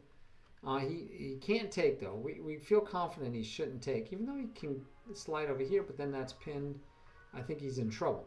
So I think if we say check, let's just say if we say check here, the king moves here, how do we proceed at that point? How do we proceed? Maybe we just pound the rook over here? Because then we're threatening to take, right? If he takes, we take. King has to come up. The king just comes up. And our attack is done. Wow, guys. But we were up 20. We're up clean 20. So we got to have a win here. We have to have a win here. Knight takes pawn, right? I think I was looking at if knight takes pawn, can't just pawn take?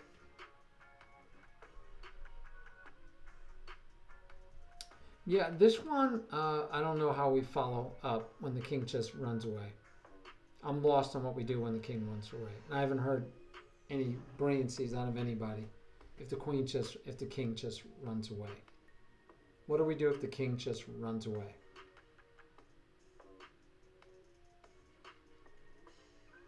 It looks great, but what do you do after here if the king runs away? Now here, the king just can't run away. Well, he can. He's in check, but he's not going to run here because he'd give us a discover check. So he has to take. So I like that because it's forcing. He has, right? I believe he has to take. We take back with the queen, and then what? Then what? I guess this doesn't stop the mate threats here. So, I mean, we can still go here, but the king can run right away. King can try running right away. Yeah, I know, isn't it? All right, so let's try. You want to try this one first? I don't think it works. I like knight takes h6 better also. Let's try knight takes h6 first. Okay. Takes now. I'm thinking we take with the queen. No? I think we take with the queen. Anybody? Anybody? Anybody? I don't think we double up yet. I think we just take with the queen. Let's take with the queen. I'm anticipating knight here. There we go. Now, we could take with the bishop. Right? Pawn takes back. We slide over and we're threatening mate. Pushing the pawn doesn't stop mate. How does he stop mate? If we take here, he does have that. Yeah. Speak of the devil. Oh, man.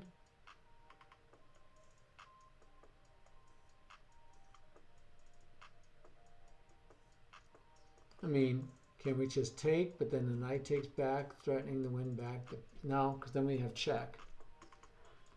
And we're up, we're not even up a whole piece. We're not even up a whole piece. Oy. Oy vey.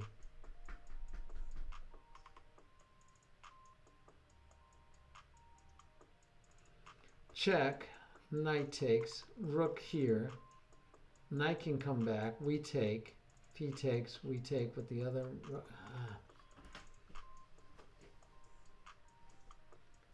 Yeah, computer, yeah, and I saw this afterwards. I was like, dag. Computer's always cheating. Out of curiosity, what happens if we take with the... Oh, won't let me take back my move. I'm wondering if we had taken with the rook.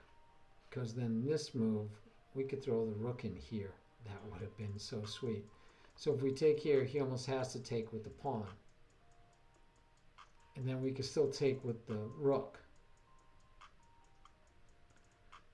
Right? We can still take with the rook. The queen comes here. We attack the queen. He could get this check in. We could come back and block. And how does he stop mate that time? Yeah, okay. So how do we take back a move? Oh. All right. Let's see what happens if this is the correct move order.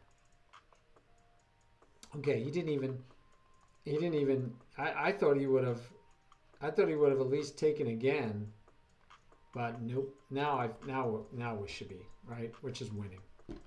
Right? Which is winning. I mean, this should be winning. Do I want to take? If I take, he gets a file to play on. I don't think I want to let him take unless I have something dynamic before that.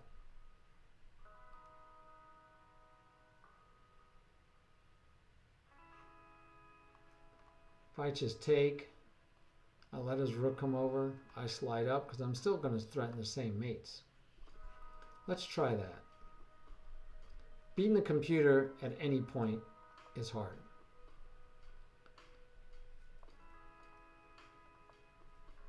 Okay, now we're threatening mate. What has he got? Of course, he can run away. He can run away. So if we say check, he moves here. He's already blocked our checking here. But we could take here. Yeah, I know. Computers are annoying that way. I say we take here. I agree. I say we take there.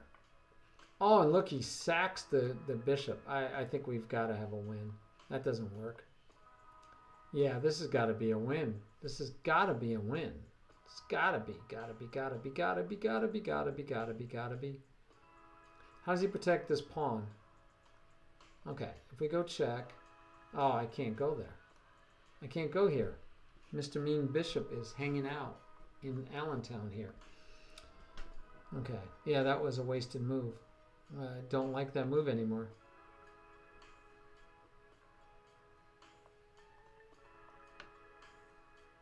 I don't like that move anymore. Oh, rook to h6 would have been sweet. Let's go here. Rook to h7. Threatens the pawn. And he does nothing to stop it. So it's still pinned. I mean, that's like mandatory, right? And I'm running out. I've run out of pieces. Unfortunately, I've run out of pieces. That's okay. I have a pawn. I have a pawn. I still have a piece. Okay, I can let him take. I take back. I don't need to take. He could get here, but that doesn't matter. If I take, then he can still get there. So let's march the pawn. Ah, yes, Ratchet. Push the h-pawn. All right, attacking that pawn, which might give him a little bit of play here, but I still get it. So I don't think that works either. Okay. Now he's got to take. I take it. I take it. He takes it. No, he doesn't. Okay, we'll take that way first. Now he takes here, right? He doesn't take there, because now I was just thinking I take. So, you know, this is one of those ones where I'm confused by the computer, because I would have thought he would have just taken there.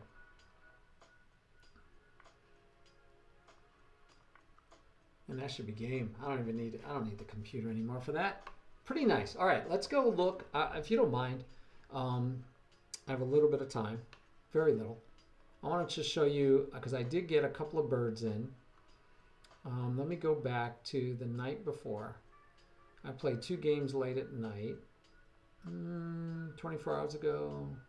That would not have been, I played really bad 24 hours ago. I think it would be 46 hours ago. Yeah, J. Crop. Okay. And I had the bird opening. Let's check out the bird opening here. I'll just share this one with you guys. I probably should put this in, and I told you this is the opening I play. And so here again, the queen could have went here. I could get in the, I could have gotten, I mean here. Now the queen goes here. I end up playing the stone wall. But he didn't, right? Because people don't always do it. And this is blitz, to be fair. Oh well, it's 5 plus 3. It's blitz.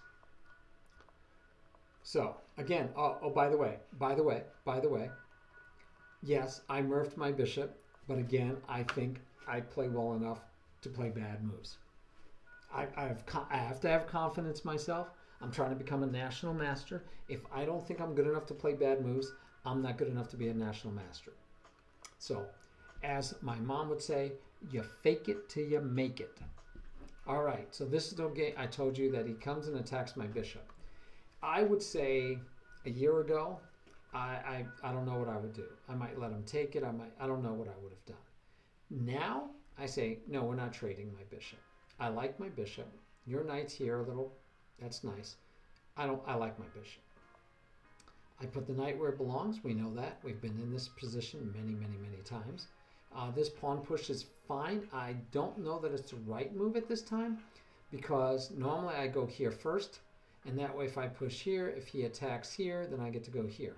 But because of his setup, he's not attacking my knight. He can't get this knight move in, so I'm okay, right? He can't get the knight move in. It's just free candy.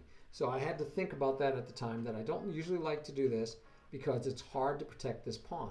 And if he could have gotten this knight move in, my only real way to do it is here or here or here, and none of those are comfortable for me.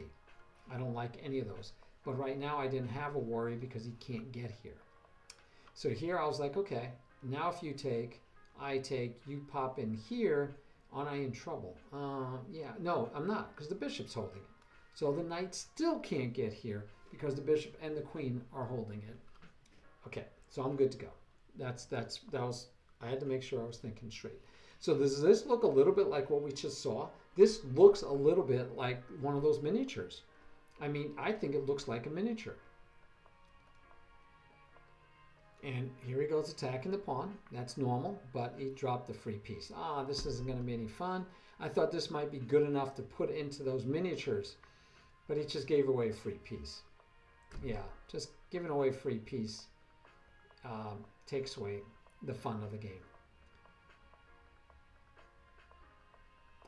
And we had some repositioning, some more pieces. I could have taken the rook with the bishop 10 times over. Never did because I was looking for mates. And then he sacked the bishop, hoping to get, right? He tried for the, like, you're not watching mate. I still ended up pinning my own pieces. But you're up a whole rook, you could trade off everything, right? All right, so unfortunately, because that would have been a nice one. I think that would have been, that was almost a nice enough one to put into my collection of birds. That was almost.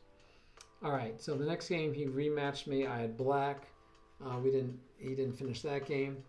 And then I lost this game with the Dutch. I lost this game with the birds. This was all last night. I played horrendous last night.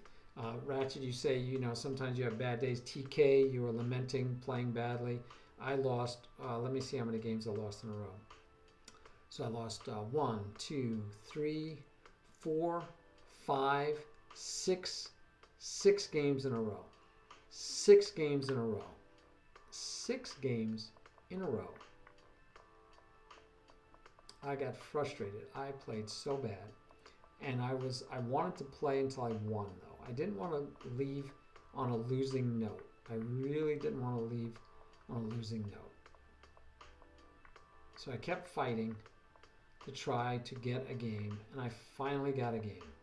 I finally won a game. So, all right, guys, 10 o'clock. Hope you enjoyed looking over some of the games from the 1,000 best short games of chess by Irving Chernev. It's a good book. It's fun when you're doing it to look at your opening repertoire. You could see what some of the masters, how they found some brilliant short game wins. So, something I do recommend that you check out. All right, let's see who we're going to raid tonight. Oh, Marichess is on, but her language, no. Play Lion Chess actually is not in the small stream, the new streamers union. He's actually the guy that beat me in the other. I like him though. I like him, but he's not one of the streamers unions that we need to support. Katie Learns is doing pretty good. He has 13 people watching him. Jura in the House has 11 people watching him. And Older Pals, who must be in the new streamers union because I don't know him, and I only put people in here I know or that are in the new streamers union, and I don't know him.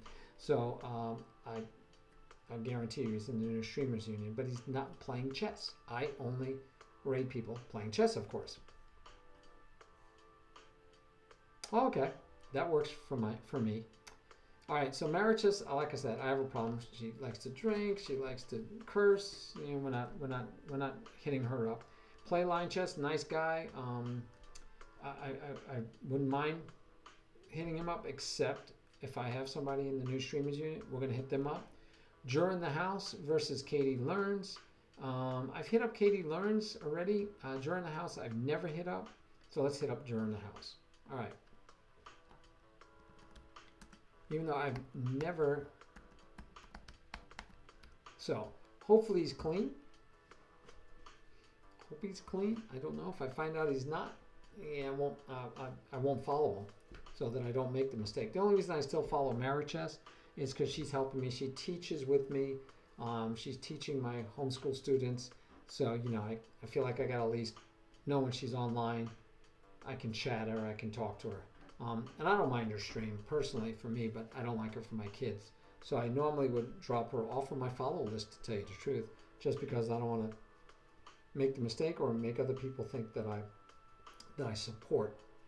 And not that I'm against it. It's just, again, a lot of my viewers are kids. I don't want them being exposed to anything that their parents don't want them exposed to. All right, cool. Oh yeah, there's probably not. It's just probably you and me, Ratchet. It's probably just you and me, buddy. We'll have a small raid, and that happens. But it's always better to raid even with just one person, even by yourself. You should always raid somebody. There's your tip for the day. Always raid, spread the love. Raid. All right, guys. See you later.